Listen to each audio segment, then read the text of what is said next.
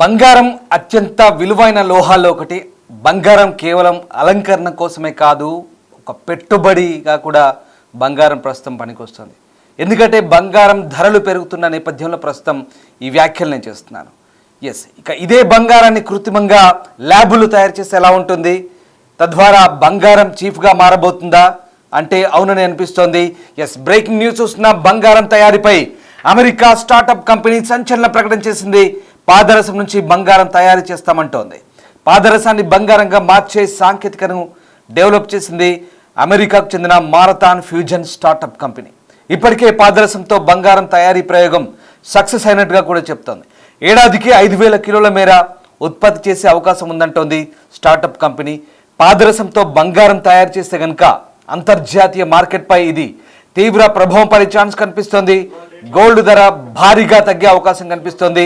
అందరూ అనుకున్నట్టుగా బంగారం ధరలు కనుక తగ్గితే ఇక పూర్తి స్థాయిలో అందరికీ అందుబాటులో వచ్చే అవకాశం కూడా కనిపిస్తుంది. భవిష్యత్తులో బంగారం ధరలు తగ్గి ప్రతి సామాన్యుడికి కొనేలా అందుబాటులో ఉండే ఛాన్సే మనకు కనిపిస్తోంది. ఇక ఇదే సమయంలో సామాన్యులకు అందరి ద్రాక్షలా మారిన ఈ బంగారం ప్రస్తుతం ల్యాబుల్లో తయారవుతే కనుక ఖచ్చితంగా అందరికీ అందుబాటులో వస్తుందని వాదన కూడా వినిపిస్తుంది. బంగారం కొనాలంటేనే ఆస్తులు అమ్ముకోవాల్సిన పరిస్థితి. పసిడి ధరలు తగ్గితే బాగుండని ఆలోచించే వాళ్ళు చాలామంది. అలాంటి వారికి ఇప్పుడు ఒక బిగ్ రిలీఫ్ ఇవ్వబోతుంది అమెరికన్ స్టార్టప్ కంపెనీ. పాదరసాన్ని బంగారంగా మార్చడానికి ఒక మార్గాన్ని కనుగొన్నట్లుగా అమెరికన్ స్టార్టప్ కంపెనీ చెప్తోంది. మీరు వింటుంది నిజమే. మెర్క్యూరీ నుంచి గోల్డ్ తయారీ చేయబోతున్నారు. దానికి సంబంధించిన ప్రయోగాలు కూడా పూర్తయినట్టుగా తెలుస్తోంది. పాదరసాన్ని బంగారంగా మార్చడానికి ఒక మార్గాన్ని కనుగొన్నామని చెప్తున్నారు ఈ స్టార్టప్ కంపెనీ. శాన్ ఫ్రాన్సిస్కోకు చెందిన మారథాన్ ఫ్యూజన్ అనుసంలీన ప్రక్రియ ద్వారా పాదరసం నుంచి బంగారాన్ని తయారు చేయవచ్చు అంటోంది. ఇక బంగారం తయారీ ఫ్యూజన్ ప్లాంట్ ఒక గిగావాట్ థర్మల్ పవర్కు ఒక సంవత్సరంలో 5,000 కిలోల బంగారాన్ని ఉత్పత్తి చేయగలమని చెప్తోంది. సో మొత్తం మీద ఇప్పుడు ఈ కంపెనీ చేసిన ప్రకటన మరింత ఆసక్తి రేపుతోంది. ప్రపంచవ్యాప్తంగా ఇటు సైంటిస్టులు న్యూక్లియర్ ఫ్యూజన్ ద్వారా శక్తి ఉత్పత్తిపై పరిశోధనలు కొనసాగిస్తున్న వేళ మారథాన్ ఫ్యూజన్ అనే పరిశోధన సంస్థ అద్భుతమైన ప్రయోగాన్ని ప్రకటించింది. దీని ప్రకారం మెర్క్యూరీ నుంచి బంగారాన్ని సృష్టించే న్యూక్లియర్ ఫ్యూజన్ ప్రక్రియను విజయవంతంగా పరీక్షించారని చెప్తున్నారు. న్యూక్లియర్ ఫ్యూజన్ అనేది తేలికపాటి అణుగుళికలు కలిపి ఒక కొత్త భారీ అణువుగా మార్చే ప్రక్రియ. ఈ ప్రక్రియలో అపారమైన శక్తి విడుదలవుతుంది. మారథాన్ ఫ్యూజన్ ప్రకారం ప్రత్యేకంగా రూపొందించిన ఫ్యూజన్ రియాక్టర్లో మెర్క్యూరీ ఐసోటోప్స్ను ఉపయోగించి వాటిని బంగారం ఐసోటోప్స్గా మారుస్తారు. ఇదంతా కెమిస్ట్రీ ఫిజిక్స్ కలిసి ఉంటుంది. సో ఇవన్నీ కూడా ఆ సబ్జెక్ట్ మీకు చెప్తున్నా బహుశా అర్థం కాకపోవచ్చు, కానీ ఖచ్చితంగా ఇది కార్యరూపం దాల్చే అవకాశం అయితే కనిపిస్తుంది. మీరు చూస్తున్న ప్రతీకారాత్మక చిత్రాలు, ఊహాజనిత చిత్రాలు ఏవైతే ఉన్నాయో ఇప్పటిదాకా నేను చెప్పిన ఈ అనుసంలీన ప్రక్రియకు సంబంధించిన చిత్రాలు అవి. సో పాదరసం నుంచి బంగారాన్ని తయారు చేయబోతున్నట్టుగా చాలా క్లియర్గా అర్థమవుతుంది. అదే కనుక జరిగితే ఇక బంగారం ధరలు తగ్గి సామాన్యులకు కూడా అందుబాటులోకి వచ్చే అవకాశం కనిపిస్తుంది. కృత్రిమంగా బంగారం తయారు చేసేందుకు కొన్నేళ్లుగా ల్యాబుల్లో సైంటిస్టులు అనేక పరిశోధనలు చేస్తున్నారు. చాలా డిమాండ్ ఖరీదైన బంగారాన్ని ఇతర మార్గాల్లో తయారు చేసి పసిడి ధరను దిగొచ్చేలా చేయాలని భావిస్తున్నారు. ఈ క్రమంలోనే అమెరికాకు చెందిన ఈ కంపెనీ చెప్తున్న ప్రకటన ఇప్పుడు కొత్త ఆశలు చిగురించేలా చేస్తోంది. ఈ ప్రయోగాలు సక్సెస్ అయితే భారీగా పెరుగుతున్న బంగారం ధరలు తగ్గుతాయని ఆశలు కలుగుతున్నాయి. ఇంతకీ పాదరసంతో బంగారాన్ని ఎలా తయారు చేస్తారు? ఈ స్టార్టప్ కంపెనీ అసలు ఏంటి, ఆర్టిఫిషియల్ గోల్డ్ గురించి సమాచారాన్ని మీకు పూర్తిగా చెప్పే ప్రయత్నం మరొకసారి చేస్తాను. ఆర్థిక పరంగా భద్రతగాను అలాగే సామాజిక హోదాగా తరతరాల ఆస్తిగా బంగారం అనేది మనం భావిస్తాం. ఈ పసిడి ఒక లోహం మాత్రమే కాదు, ఒక స్టేటస్ సింబల్ కూడా. ఈ పసిడికి మన దేశంలో మరింత క్రేజ్ ఉంది. మహిళలు మాత్రమే కాకుండా పురుషులు, చిన్నపిల్లలకు కూడా బంగారు ఆభరణాలపై చాలా ఆసక్తి ఉంటుంది. అలాంటి బంగారాన్ని ఇప్పుడు మెర్క్యూరీ నుంచి తయారు చేయవచ్చు అంటున్నారు ఈ శాన్ ఫ్రాన్సిస్కో కంపెనీ. సో ఆ రకంగా తమ టెక్నాలజీని డెవలప్ చేశామని చెప్తున్నారు. ఆ ప్రయోగం కనుక సక్సెస్ అయితే కనుక భవిష్యత్తులో ఖచ్చితంగా దీని ధర మరింత తగ్గే ఛాన్స్ కనిపిస్తుంది. న్యూక్లియర్ ట్రాన్స్మ్యుటేషన్ అంటే మూలకాల మార్పిడి ప్రక్రియ ద్వారా మెర్క్యూరీ నుంచి బంగారాన్ని తయారు చేయవచ్చంటూ మారథాన్ ఫ్యూజన్ సంస్థ అంటోంది. ఈ ప్రక్రియలో ఈ న్యూక్లియర్ ఫ్యూజన్ అనేది ఒక భాగం అంటున్నారు.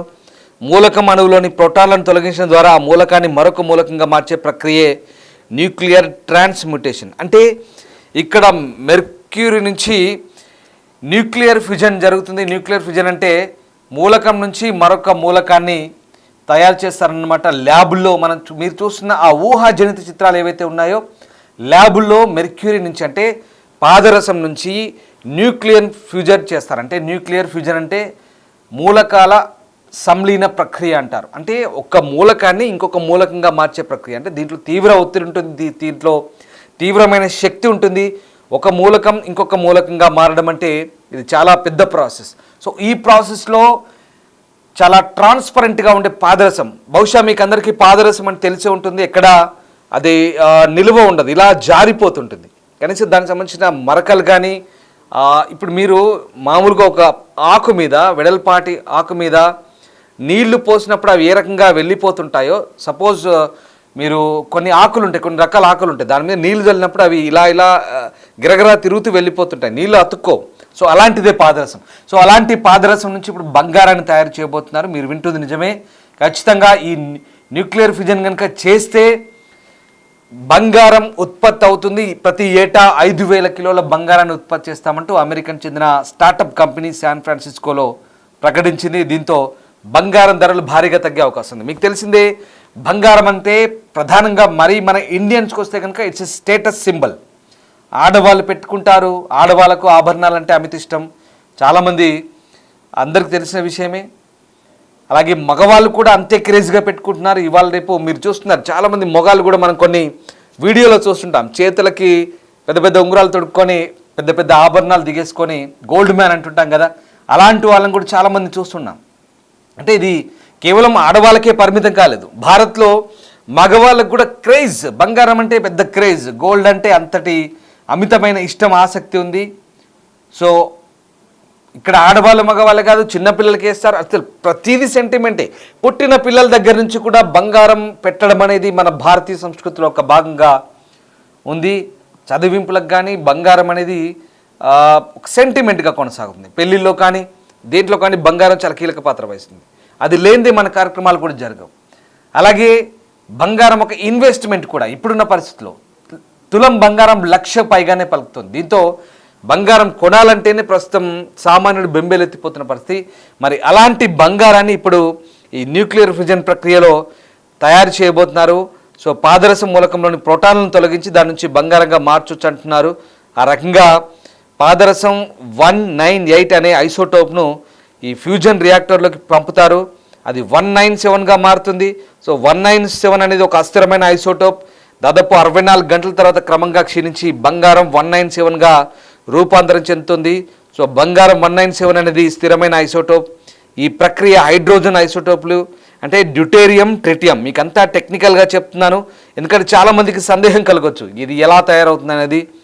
సో ఆ రకంగా ఈ డ్యూటేరియం, ట్రిటియం కలయిక నుంచి విడుదలయ్యే అధిక శక్తి న్యూట్రాన్ల స్థిరమైన విడుదలపై ఆధారపడి ఉంటుందని చెప్తున్నారు. సో ఆ రకంగా పాదరసాన్ని ఒక అస్థిరమైన ఐసోటోప్ను తర్వాత ఒక స్థిరమైన ఐసోటోప్గా మారుస్తారంటే పాదరసాన్ని 64 గంటల పాటు క్షీణింపజేసి 64 గంటల పాటు క్షీణింపజేసి పాదరసాన్ని బంగారంగా మార్చే ప్రక్రియ ప్రస్తుతం కనిపెట్టినట్టుగా తెలుస్తుంది.